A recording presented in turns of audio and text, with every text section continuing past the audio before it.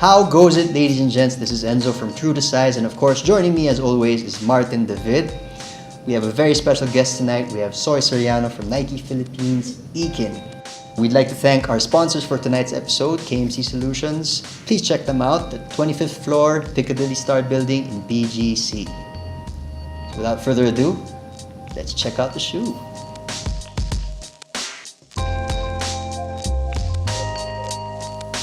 Look what we have. So 2 weeks ago, actually Nike launched the latest shoe for Paul George, the PG3.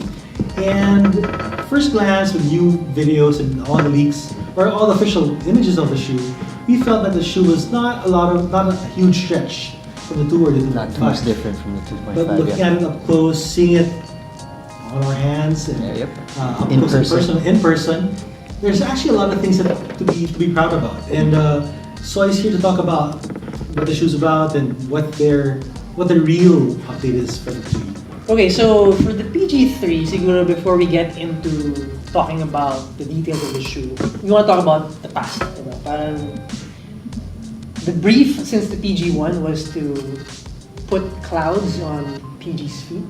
That's the things you wanted to do. That was one thing Nike really wanted to do. And we started with the PG1 and we've updated, and now we have the PG3. 3 key things: traction, fit, and weight. So these are the 3 main updates that you'll find in the PG3 from PG2.5. Starting with fit, we wanted to take away the unnecessary things in the upper that really, I guess, which are irritation points for PG and based on consumer feedback.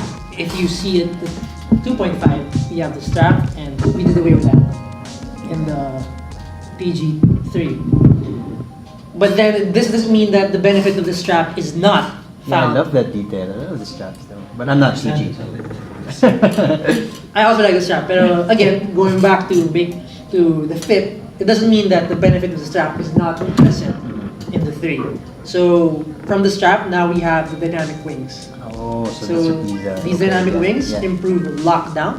And when you have improved lockdown, you can engage better with the midsole of the shoe. I know that Paul George line uses Zoom Air, and it does have a zoom back at the forefoot. Yeah. So how does the wings help actually in terms of, I guess, working with the overall, I guess, cushioning, which is really the zoom back? So we go back to the improvement in the shoe, right? So they've also improved the midsole. So with the improvement of the midsole, we've made it a little softer, and now that it's a little softer, the foot engages better with the zoom bag. And this lockdown, because it's improved, it also helps in sort of keeping the foot really engaged with the midsole and the zoom bag. So from fit, you can go talk about traction. There's a huge difference, obviously, when you look at the traction of the shoes. So from this, what would you call this, Marts? From a wavy type traction pattern. I'm not sure what it is, but like there's this very distinct look on these. So we moved it. So So talking about traction, this is actually inspired by moon craters. Okay. So the as space you've theme, seen online, right? Okay. We've seen the PG3 NASA all over the internet, and the PG3 really took a lot of inspiration from NASA. You even see the line here. One of PG's lines is, "Don't tell me the sky's the limit when there are footprints on the moon." I love that. So cool. I hope you've seen the commercial. Yep, of course. Yeah. And this improved traction, really based on consumer feedback, this really trumps the last traction we had in the 2.5. Nice. you can imagine. I mean, for a guy like Paul George, who's all over the court, as you mentioned, he needs that type of traction, right? I mean, he needs to, I guess, feel the court better. So I think we've talked about two things. It's, of course, the improved traction and improved fit. So that makes, I guess, the shoe it really complement Paul George's style of play, right? And one last thing would be I mentioned earlier, the weight. So with all those improvements, they've been able to shed an ounce off the weight of the shoe versus the 2.5. And throughout 48 minutes, that really matters That's a lot. I mean, you might think an ounce is just an ounce, but I'm sure when you're an elite athlete like Paul George, that ounce really counts a lot. If you've seen, of course, the NASA colorway, and of course we're seeing yet to be released the colorway here right in front of you. True to size exclusive. There are some details that you might see all over the shoe because I think Paul also mentioned before that he wants, I guess, his imprints on All the over the signature shoe. shoe. Right? So, are there some you can actually point out here? There are a lot of, if you look closely in the outsole, there are a lot of numbers to be seen there. And these numbers represent different facets of PG's life. PG. You have 13, which is his current number. 24. You have 24, which is his previous number. You have his birth date here. We have a number which represents the number of tattoos he has on his body. Wow, so even those details, that's so cool. Area code for Palmdale, California, where he's from. Yeah. And to be honest, there are even numbers here that I don't know yet.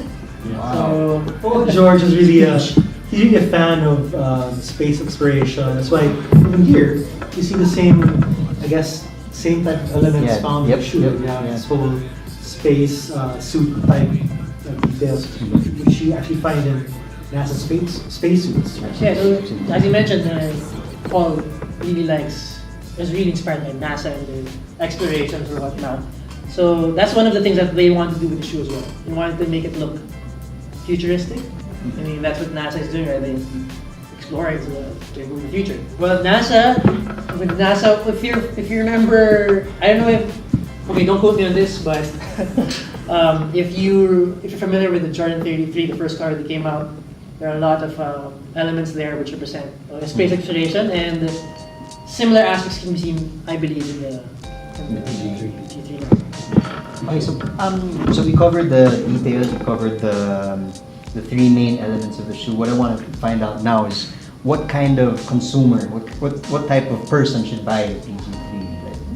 Like big man, people that play fast, people that play quick. Who should pick up the PG3? So I think the athletes who pick up the PG3 would be athletes who mostly see themselves playing like Paul George. And we all know Paul George's game right now. PG's game right now is very versatile. He does pretty much everything on the court. He's one of the best two-way players out there. No doubt, yeah. Defends, steals, blocks, you name it, he can do it. Another guy we see can do it, but yeah, he's pretty much one of the most versatile players out there. He's having a great year this year too. It's crazy. I mean, we've seen with Paul George 3 NASA colorway on court. He's been wearing it, I think, ever since they launched the shoe. I think last week, right? And what's great about this one is that if that's too loud for you, you'll actually see the shoe coming out in the next few weeks. We're not exactly sure when, but this is one of your most no-nonsense colorway that you can ever get. Black, white, icy blue outsoles with But some that pink hits. pink detail. That's These are amazing. just, yeah. I guess this is gonna be a fan favorite down the No line. doubt. And one last question. I'm sorry we forgot about it. But how much is the Paul George coming out? So Paul George is a 5795.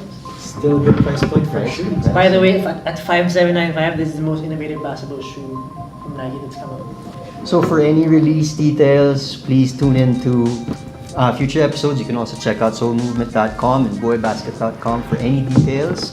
So I thank you again. Thank you guys. Please join us again soon Thank you. for future episodes.